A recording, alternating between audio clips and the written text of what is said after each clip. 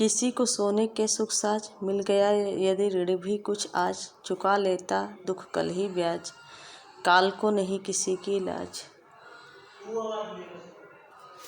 विपुल मणि रत्नों का छवि जाल, इंद्रधनुष की सी छटा विशाल, विभव की विद्युत ज्वाल, चमक छिप जाती है तत्काल। मोतियों जड़ी ओस की डार, हिला जाता चुपचाप प्यार, किसी को सोने के सुख साज। सोने के सुख साज यानी सुख समृद्धि। मिल गया यदि ऋण, ऋण मतलब कर्ज या उधार। चुका लेता दुख कल ही ब्याज, ब्याज का मतलब सूद होता है। काल को नहीं किसी की लाज।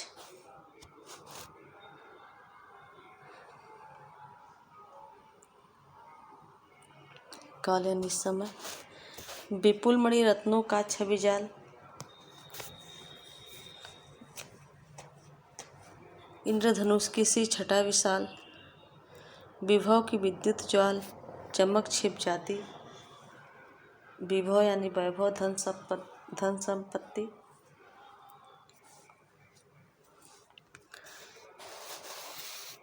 मोतियों चढ़ी ओस की डार, हिला जाता चुपचाप बयार, बयार मतलब हवा, डार मतलब डाली।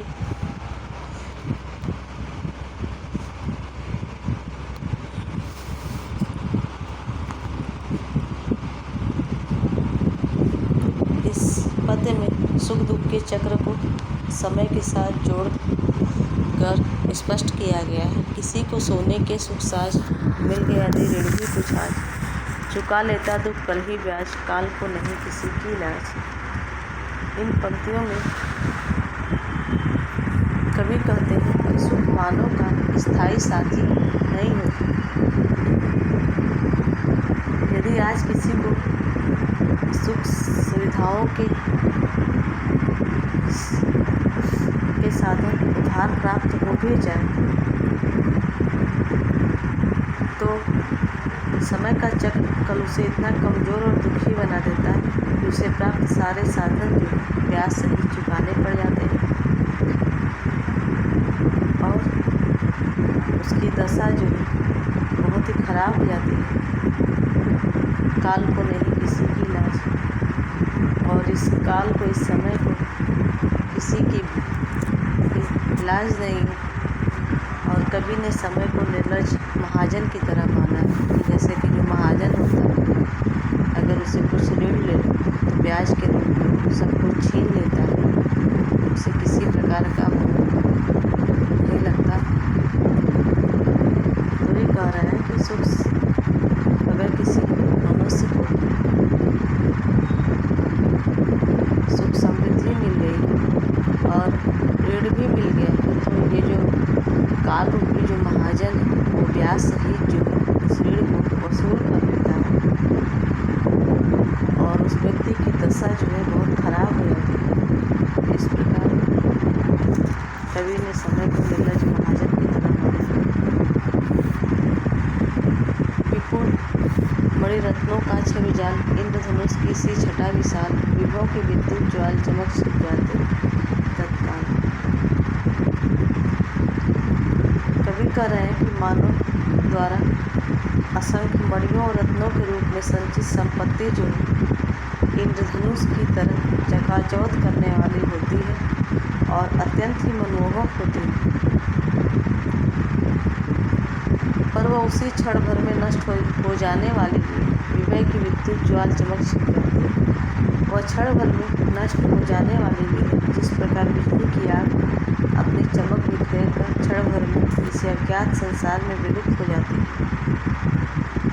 उसी प्रकार वैभव और सुख संपत्ति का भी मानव जीवन में क्षणिक प्रभाव ही रहता है। मोतियों जड़ी ओस की डार, हिला जाता चुपचाप बयार। जिस प्रकार किसी डाल पर मोतियों के समान चमकती, मन को मुग्ध कर देने वाली ओस की बूंदें जो है हवा के एक झोंके से ही डाल से अलग होकर धरती पर गिर जाती है और डाल को शोभाहीन कर जाती है, उसी प्रकार समय रूपी क्रूर हवा के झोंके क्षण भर में व्यक्ति द्वारा अर्जित किए ऐश्वर्य व सुख समृद्धि के सारे साधनों को उड़ा ले जाती है, अर्थात मानव सुख सुविधाओं के सारे साधनों से हीन होकर जीने के लिए विवश हो जाता है।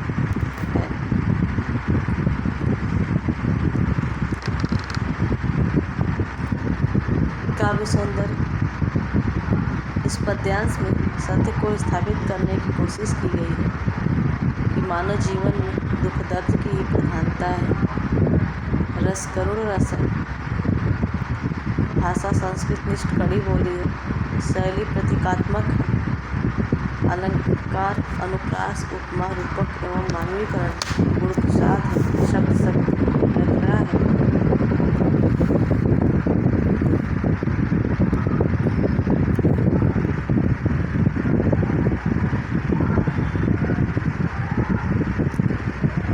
खोलता इधर जन्मलोचन, मूर्ति उधर मृत्यु क्षण भर क्षण क्षण, अभी उत्सव और हास उल्लास, अभी अवसाद अश्रुच्छ्वास। अचिरता देख जगत की आग, शून्य भरता समीर निश्वास, डालता पातों पर चुपचाप ओस के आंसू नीलाकाश। सिसक उठता समुद्र का मन, शिखर उठते उद्गम। खोलता इधर जन्मलोचन, लोचन मतलब आँख, मुक्ति उधर मृत्यु क्षण, अभी उत्सव और मतलब और, हास उल्लास, हास मतलब उल्लास मतलब उल्लासपूर्ण क्रिया है, आनंद। अभी अवसाद अश्रुच्छ्वास, अवसाद मतलब उच्छ्वास, जो हम लंबी लंबी सांसें लेते हैं उसको उच्छ्वास कहा जाता है। लंबी लंबी सांसें छोड़ना और लेना। अचिरता देख जगत की आग, अचिरता मतलब क्षणिकता, जगत मतलब संसार। शून्य भरता समीर निश्वास, समीर का अर्थ हवा होता है। डालता पातों पर चुपचाप, पातों मतलब पत्ते। ओस के आंसू नीलाकाश, नीलाकाश मतलब नीला आकाश। सिसक उठता समुद्र का मन, शिखर उठते उद्गम, उद्गम मतलब जो तारों का समूह होता है ऐसा। खोलती उधर जन्मलोचन, मूर्ति इधर मृत्यु क्षण क्षण। इसमें जो परिवर्तन के कारण जो संसार का करुण दृश्य होता है उसके बारे में बताया गया। खुलता उधर जन्मलोचन, मूर्ति उधर मृत्यु क्षण क्षण। संसार की परिवर्तनशीलता को स्पष्ट करते हुए कवि कहते हैं कि इस मृत्यु लोक में जन्म मरण का चक्र सदा चलता रहता है। एक और तो कितने ही मानव धरती पर जन्म लेकर अपनी आँखों से संसार को देखते हैं। एक ही क्षण कहीं किसी का जन्म होता है और दूसरी ओर मृत्यु को प्राप्त होने वाले कितने ही लोग जो है हमेशा के लिए आँखें मूंद कर इस लोक से विदा हो जाते हैं। एक ही क्षण में कहीं जन्म होता है किसी का, वो अपनी आँखें खोलता है और एक उसी क्षण जो है किसी की मृत्यु से आँखें हमेशा के लिए मुद जाती है। अभिनव हास उल्लास। और इस प्रकार एक और जन्म लेने पर हर्ष और उल्लास के साथ उत्सव मनाया जाता है और वही जो है दूसरी ओर मृत्यु के शोक में आंसू बहाए जाते हैं। वास्तव में इस संसार का अद्भुत ही विधान है कि अभी अभी जहाँ आनंद और उल्लास का साम्राज्य फैला था, अगले ही क्षण वहाँ दुख जो है आकर अपना प्रभाव जमा लेता है। अचिरता देख जगत की आग, शून्य भरता समीर निश्वास। और कवि को ऐसा प्रतीत होता है कि जैसे संसार की क्षणिकता को देखकर, संसार की अचिरता को देखकर पवन जो है दुखी होकर आहें भरने लगती है। संसार की क्षणिकता को देखकर यह पवन भी दुखी होकर आहें भरने लगती है। डालता पातों पर चुपचाप आंसू के ओस के आंसू नीलाकाश। और नीले आकाश से भी यह सब नहीं देखा जाता है तो दुखी होकर ओस के रूप में अपने आंसुओं को पेड़ की शाखा पर टपकाने लगता है। सिसक उठता समुद्र का मन सिहर उठते उठकर, और सागर भी धीरज खोकर सस्किया ले रहा है, और ग्रह तारे भी करुणा से परिपूर्ण होकर उस दृश्य को देखकर काँप उठे हैं।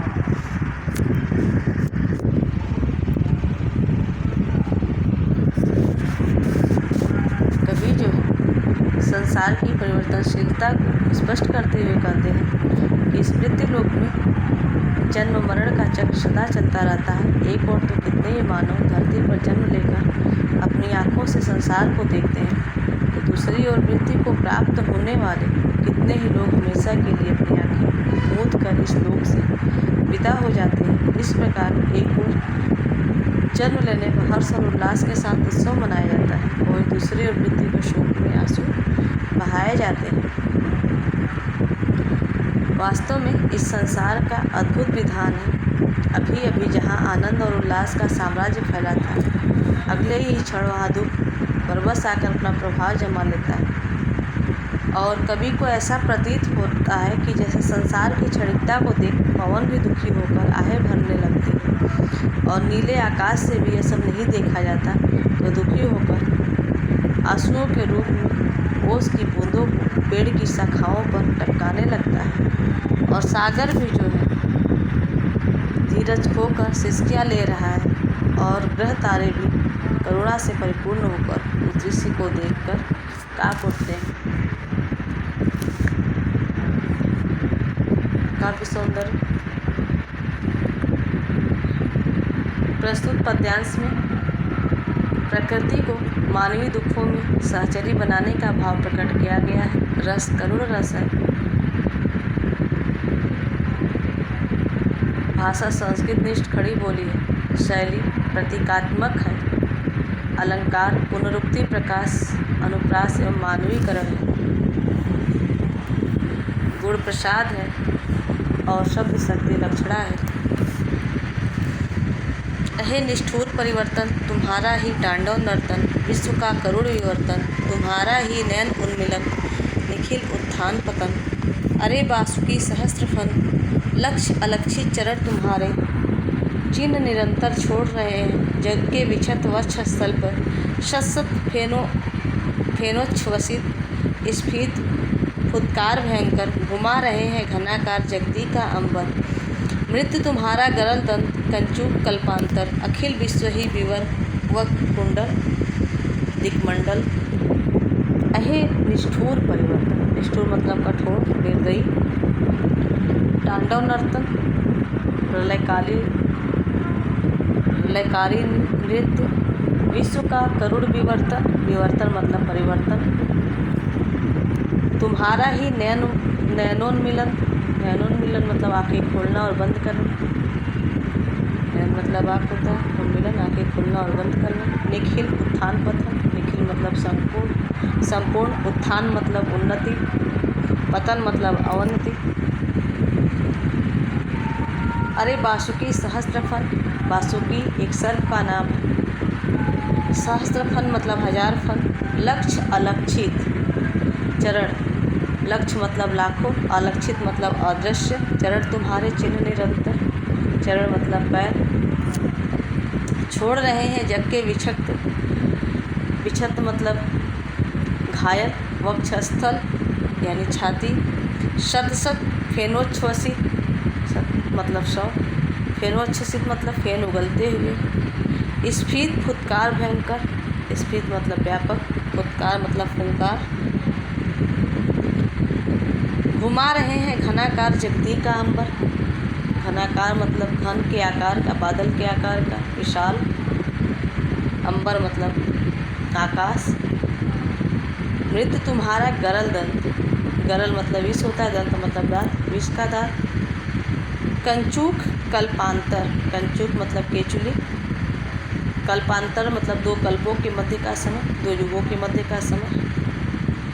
अखिल विश्व ही विवर, अखिल मतलब संपूर्ण, विवर मतलब छिद्र जिसमें सांप रहता है। वक्र कुंडल मतलब गोल घेरा। दिक्मंडल यानी दिशाओं का घेरा। इस पद्य में जो है परिवर्तन को विनाशक तथा सर्पों के राजा वासुकी के समान बताया गया है। हे निष्ठुर परिवर्तन, इसमें जो है कवि कह रहे हैं कि हे निष्ठुर परिवर्तन, तुम्हारा ही तांडव नर्तन, जब तुम प्रलयकारी तांडव करते हो विश्व का करुण विवर्तन, तो उसके भंवर में फंसकर इस विश्व का करुण अंत हो जाता है। हे निष्ठुर परिवर्तन, जब तुम प्रलयकारी तांडव करते हो तो उसके भंवर में फंसकर इस विश्व का करुण अंत हो जाता है। तुम्हारा ही नैन उन्मिलन, निखिल उत्थान पतन, और इस संसार में जो उत्थान और पतन होते हैं, जो क्रांतियाँ होती हैं, वे तुम्हारे नेत्रों के खोलने और बंद होने के साथ ही होती हैं। अर्थात तुम्हारे नेत्र खोलने पर उत्थान और बंद करने पर पतन होता है।